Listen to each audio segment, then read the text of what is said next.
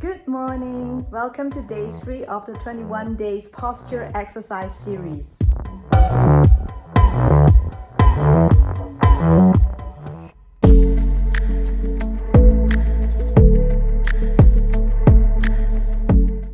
To recap, on day 1 we did the arms rotation in the shoulder joints. On day 2 we did the upper body organization, particularly our chest in relation to our shoulders using our arms.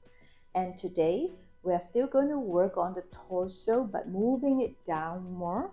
Specifically, I want to emphasize the importance of the side body, this part where a lot of stabilizing muscles actually cross from the side to the front.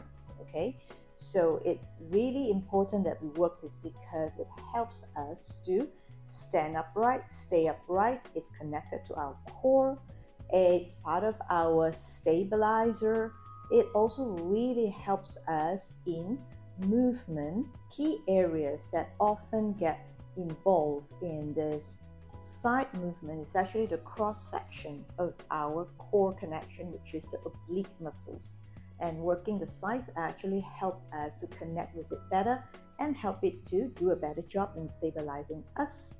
But it also actually connects to our thoraco-lumbar fascia, that is the soft tissue in our lower back, which is a great stabilizer for us that goes across from side to the front, which is also part of our core connection. And that's what we want to connect today as part of this postural exercise series. Okay, so we're going to go sideways here. Stack our legs up and have your fingers more or less a little bit about an inch in front of your hips, and you can turn your fingers out, okay, to this way to point to the side. So it's important to keep the legs stacked up, and we want to begin to feel these muscles activated. So your left hand, my left arm here is passive, and I'm going to start on the right side. And from here, I'm just going to come up and down and up and down. Now as you do that, pay attention to your shoulder organization. Just feel like your shoulder blades are actually going in to your skeletal structure. Bring your shoulder blades in, kind of like the feeling of, sucking your armpit in. It's that feeling. And down. One more time. And up. Now just make sure that this part is not slumping. We want it diagonal. And down. Now let's do a couple more, but with a little bit more challenge. I'm going to bring the hand in a little bit so that your wrist, as you come up, will be directly under the shoulders. This way. Exactly. Directly under. It will increase the challenge a little bit. It challenges our shoulder organization. And down. One last time.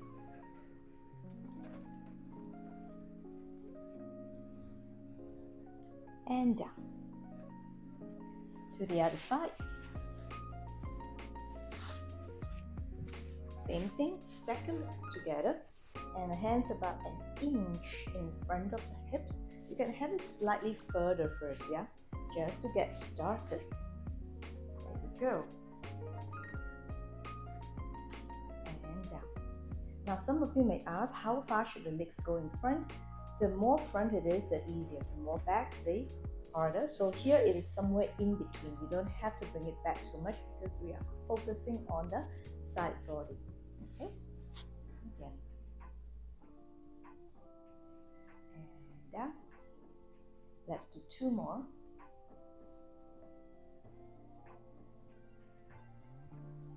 And 1 more.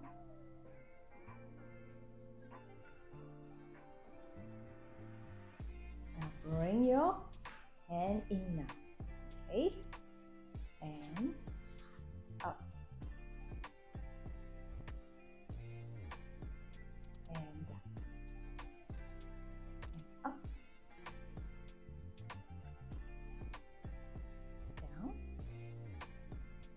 And let's do 2 more.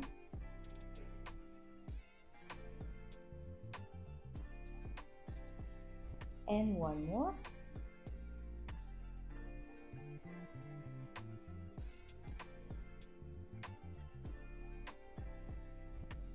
Okay, come back to the right side. We're going to increase the challenge a little bit here. So your hand, we're still going to place it in about an inch in front of your hips, which is here. But the distance at this angle will be shorter. We started here, now we're going to bring it in more. As for the legs now, we're going to bring it back, okay? Bring it back more. Flex your feet, and then from here, have your left hand on your left hips now. Now, you're going to bring yourself up like just now, but not only that, you're going to use your left hand to push your pelvis forward, opening up the hip joints here and challenging your shoulder organization.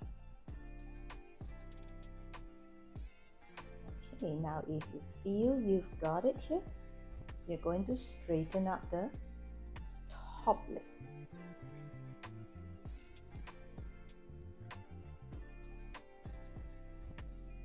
And you can slowly come down, but not quite, almost touching with your right hip, about an inch, and you're going to bring it up again.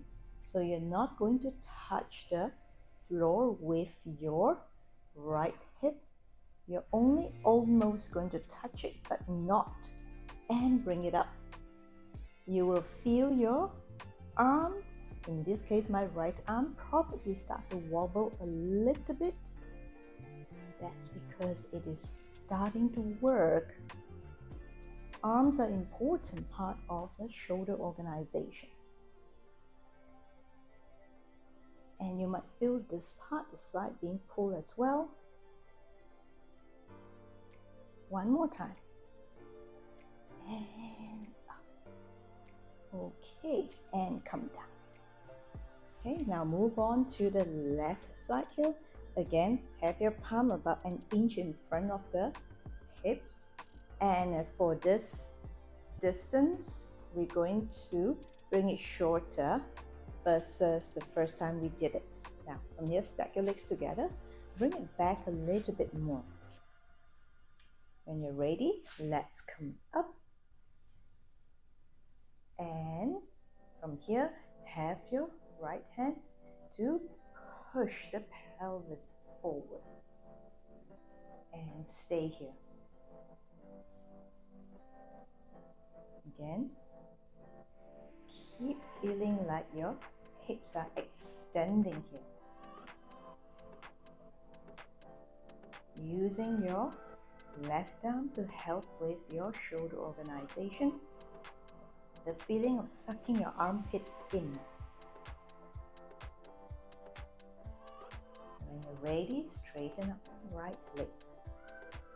And from here, you're going to start to bring your left hip down, almost touching the floor, but not quite. And bring it up. If you feel some shaking in your left arm here, because it's doing so much to try to stabilize and balance you alongside with the side body, it's all good. Shaking is actually a good thing, yeah? Because my trainer used to tell me, shake all the weaknesses away. Let's do 2 more. Almost touching, but not. Keeping the right leg engaged by flexing and keeping it straight if you can. One more time. And up. And bring it down. Let's stretch out the side of our bodies here to release some of the contraction that we have done. So lay down, and from here, bend one leg, and the top leg is straight. See if you can leave a little space here, yeah? You don't want to collapse entirely.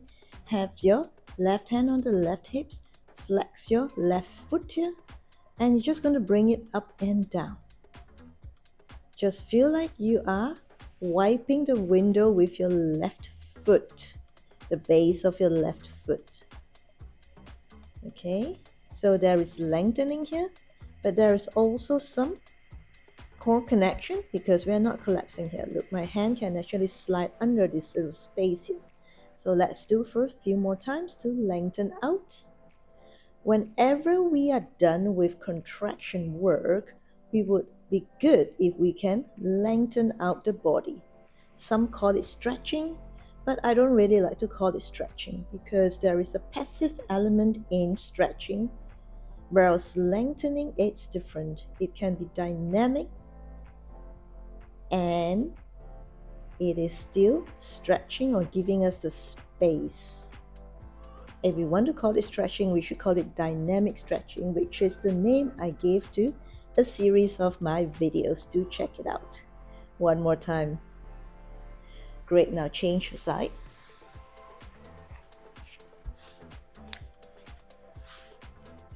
Lay down. Okay, and then bend the bottom leg. Again, leave a little space here. Hands on your hips. Flex the top leg and just go up and down. You will feel like this part, the hip joint area, is being stretched. Actually, by doing that, our lower back, our side body is also being stretched. How does this help the posture? By having length in our body, we will create more space. With the space we have, it will facilitate better organization. It's no longer compressing. It's no longer pulling too much where it's not necessary to pull, therefore giving our body the space to align itself, lengthen out, which will then naturally and gradually reconnect to the tight parts of our body. In this case, maybe if it's upper part, if it's bad posture, to enable it to roll backwards and let the body organizes itself to a good postural position. That's a really long explanation. I went a long way around to explain, but I hope it makes sense. But if not, leave me a comment in the section below. I'll be sure to clarify in the most concise way possible. Let's do 2 more. And 1 more. Okay, let's come up. This wraps up day 3 exercises. So today specifically we work on our side body. Very different from other posture exercises that you may have done before. Also maybe quite different from the exercises that you have done in the first and 2 days if you've been following my series. Well, yeah, but to me it's not that different, you know why? Because the whole body is integrated.